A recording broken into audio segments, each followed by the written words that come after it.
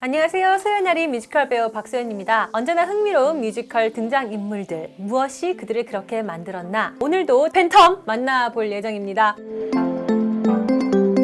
살인이 정당화될 수는 없지만 팬텀의 경우에 이 처절한 성장기를 거치면서 생존을 위한 대처법으로 생케의 팬텀이 만들어진 거라고 저는 생각이 들거든요. 그렇죠. 좀 후천적이에요. 처음부터 악한 존재는 아니었을 수 있는데요. 살기 위해서 처음 살인을 저지른 이후에 목적을 위해서 살인을 계속 하는데 그게 먹힌단 말이에요. 네.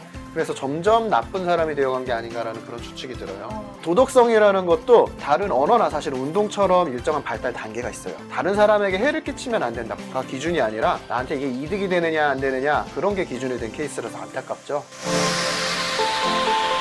요즘 친구들 말로 분조장애라고도 하더라고요. 분노 조절의 장애. 이 팬텀은 자기의 화에 삼켜지는 커다란 산불의 이미지가 있어요. 맞아요. 네. 딱 그런 이미지네요. 예. 산불같이 다 휩쓸고 다 태우고 내려가니까 주변 사람들은 뜨거우니까 멀어지죠. 그러니까 내 주변에 사람이 없으니까 더 다시 한번 불을 이끌어내고 그러니까 또 상처받고. 거대한 이 악순환의 고리가 사실 끊어지게 된 계기, 이게 바로 크리스틴의 이해와 연민이거든요. 이게 분노를 무조건 억누르기만 하면 있잖아요. 결국에는 터져서 때로는 산불같이 때로는 홍수같이 이렇게 다 휩쓸고 지나가고는 맞는데요. 결국엔 제가 반복해서 강조하는 건데 분노를 무조건 참게 하는 교육보다는 화를 표현하면서도 이제 상대를 상처받지 않게 하는 방식에 대한 교육, 경험이 중요하겠죠. 네. 참는 게 다가 아니고요. 또 이제 상대방을 무조건 내가 이겨야지 이것도 다는 아닌데 둘 중에 하나인 경우가 많죠. 자신의 화를 적절히 표현하는 거. 네. 적당하게, 세련되게. 그러면서 이제 상대방에게는 크게 상처를 주지 않고 내 마음을 전달하는 방법. 참 어려워요, 저도. 결국은 이 흉측한 팬텀의 외모 때문에 이런 괴물이 탄생을 하게 된 거거든요. 근데 저는 사실 이걸 보면서 참 문득 너무나 안타깝다라는 생각을 했어요. 왜냐면 요즘 시대에 팬텀이 있더라면 그가 가지고 있는 천재적 재능을 더 잘 발휘를 하게 해주기 위해서라도 살짝 성형시켜주면 되지 않을까? 하는 엉뚱한 생각이 들었습니다. 성형을 하시는 대부분의 사람들이 더 나아지고 싶어서 성형을 선택을 하시거든요. 그렇죠. 어디 있으세요? 아니, 저요? 아니. 저는 성형이 사실 무조건 나쁘다라는 생각을 하지는 않아요. 왜냐하면 이 주변에서 진짜 성형의 긍정적인 효과를 본 사람들을 굉장히 많이 접하거든요. 저도요. 외모 업그레이드로 내면의 상태가 개선이 되는 경우잖아요. 그렇죠. 주변 사람들이 일단 반응이 달라지더라고요. 선생님 자꾸 그러니까 너무 자기 얘기 같아. 그냥 아유, 웃지요. 네, 내려놨어요. 네. 네. 그러면서 이제 자신감이 굉장히 상승을 하면서 그 사람한테 풍겨지는 아우라가 변해요. 그래서 그게 선순환이에요. 아우라가 바뀌니까 사람들이 더 잘해주고 맞아요. 더 잘해주니까 더 자신감이 생기고. 네. 사실 치아 교정만 해도 평소 때 잘 웃지 않는 사람이 환하게 웃게 되는 자신감을 얻게 되면서 표정이 달라 보이고. 표정이 다르니까 또 인상도 다르고요. 근데 이제 트라이 했는데 하는 대로 잘 안 나왔다. 망했다. 이게 또 그렇게 이렇게 찰흙처럼 막 고칠 수 있는 게 아니라서 성형에 대해서 굉장히 신중해야 한다는 거는 맞는 것 같습니다. 그게 가장 하이라이트 부분이기도 하죠. 크리스틴을 이끌어서 팬텀이 나룻배를 타고 지하 세계로 이렇게 데려가는 몽환적인 장면. 선생님 가고 계신 거 아니죠? 어디로 네. 가요?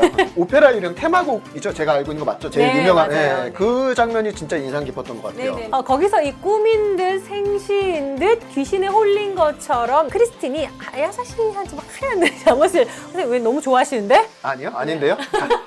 바람이 간지러워서. 네, 한 잠옷을 입은 채 크리스틴이 팬텀을 따라서 배를 타고 가잖아요. 이러다가 이렇게 노래 안에서 비명을 막 지르다가 툭 쓰러지는 장면이 나와요. 그녀를 조종하는 듯한 느낌 말씀하시는 거죠? 맞습니다. 팬텀이 뭔가 모르게 마술이 굉장히 능하다고 한 것처럼 어떤 체면이라는 방법, 굉장히 흔히 쓰는 팬텀의 술수가 아닌가 하는 생각이 들고, 그렇기 때문에 그녀를 이게 체면 상태로 지하 세계로 데리고 와서 이렇게 레드 선 정신을 약간 놓는 것처럼 그러다 결국 이게 잠들게 만들잖아요. 언젠가 한번 나도 한번 걸려보고 싶은 그런 체면이라는 세계, 정신과적 치료법으로서 체면이 쓰이기도 한다고 얘기 들었는데 맞나요? 사실은 제가 최면 학회를 통해서 전문적으로 배우거나 그러진 않았어요. 선생님 체면 학회라는 게 따로 있어요? 예, 있어요. 최면을 실제로 진료에 쓰시는 네. 선생님들도 많으신데 항상 저는 이제 제가 치료실에서 쓸 수 있을 정도로 익숙한 거를 주로 설명하다 보니까 이거는 좀 조심스럽긴 해요. 제가 아는 선에서, 배운 선에서 얘기를 드리자면은 최면 치료라는 것은 우리가 흔히 생각하는 사람을 조종하는 방식, 뭔가 암시를 해서 그 사람을 바꾸는 방식의 치료는 아니고요. 너는 이제부터 행복하다, 내 눈을 바라보며 뭔가 힘이 들어 그런 건 아니고요. 그럼 그 집은 과장된 조금 일종의 판타지가 있는 거고요. 이건 좀 예. 과장된 거군요.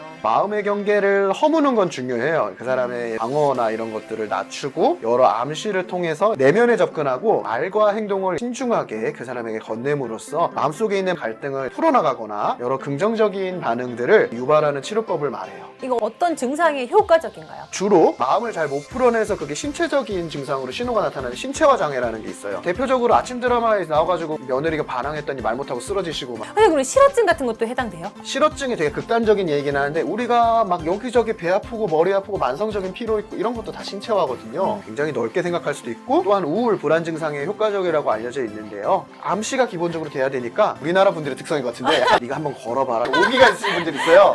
들어와 이러시는 분들은 잘 안 되고요. 안 되고. 열린 마음을 가지신 분들이 좀 더 잘 되더라고요.